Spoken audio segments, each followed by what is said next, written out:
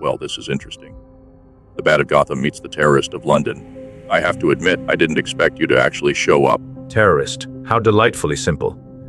Tell me, Batman, when you dangle a corrupt politician off a rooftop to extract information, what do you call that?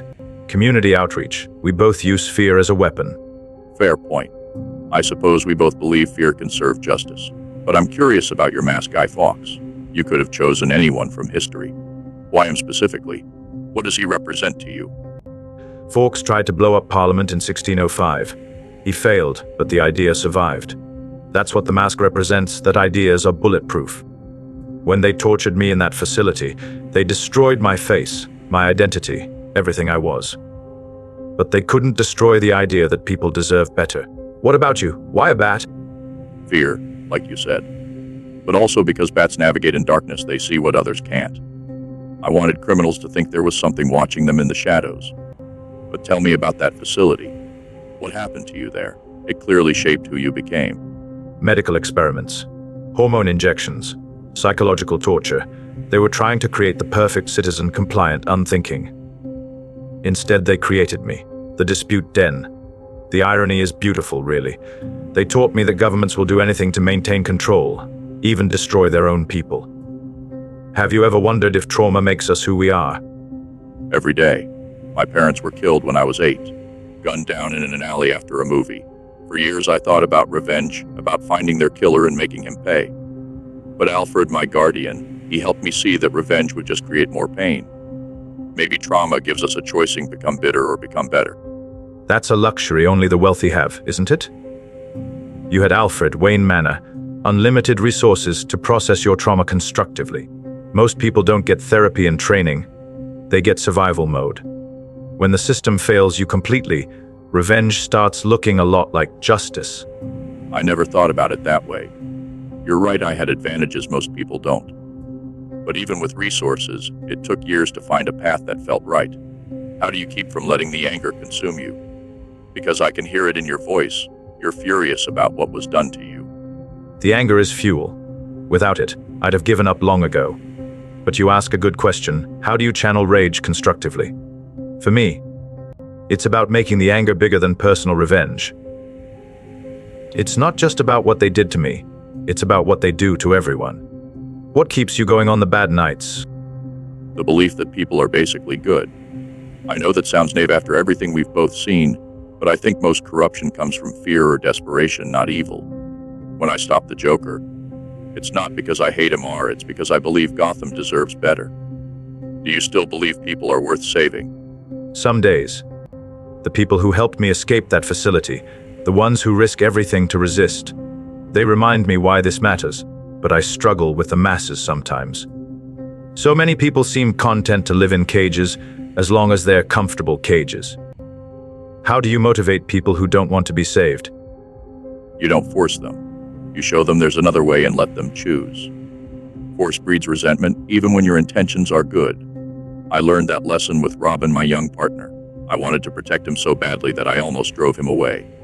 Sometimes caring means stepping back. But what about when stepping back means watching people suffer?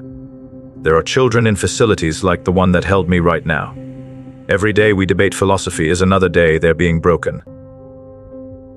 At what point does patience become abandonment? That's the hardest question, isn't it? I've wrestled with that for years. Sometimes I think the answer is finding the right balance. Immediate action where you can make a difference, long-term change where you can't. Maybe revolution and reform aren't opposites, but different tools for different situations. Constant self-examination. And pain, honestly. The scars from that facility remind me every day why I do this. They keep me honest in a way comfort never could. But you raise something interesting.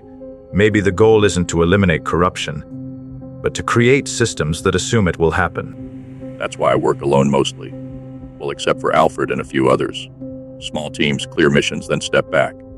The moment you start building an organization, you start worrying more about protecting the organization than serving its purpose.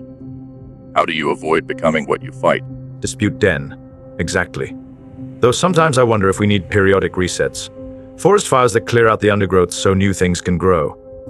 Not destroying everything, but clearing the dead wood that's choking out healthy growth. What do you think? Can systems reform themselves? Or do they always need outside pressure? Like checks and balances. Multiple power centers that keep each other honest. Democracy isn't perfect, but it's designed around the assumption that people will abuse power if given the chance. Maybe that's why it survives. It plans for human nature instead of fighting it. Productive tension. I like that phrase. You create tension by working within the system and showing it can be better. The dispute den. I create tension by threatening to tear it down if it doesn't improve. Neither of us succeeds alone, but together we create the pressure needed for real change. Both, probably. Internal reformers and external pressure. Like Martin Luther King said, he created tension so that communities that refused to negotiate would be forced to confront the issue. Maybe that's what we both do in different ways, create productive tension. A partnership of opposition. You'll keep trying to save the system by fixing it piece by piece. I'll keep threatening to burn it down if it can't be saved. And maybe the dispute den. Between the two pressures, something better will emerge than either of us could create alone. It's strange I came here thinking we were opposites. But maybe we're more like complementary forces. The threat of revolution keeps reform honest. The promise of reform keeps revolution from destroying everything worth saving. We need each other, even if we don't always agree. Agreed. The revolutionary and the reformer, locked in eternal dialogue. Neither winning completely, both preventing the other from going too far. It's not the victory either of us imagined, but it might be the balance the world actually needs. Then let's make a deal. I'll remember that some problems are too big for individual solutions. You remember that some problems are too complex for simple solutions. We'll stay in touch, not as allies exactly, but as necessary tensions in each other's work.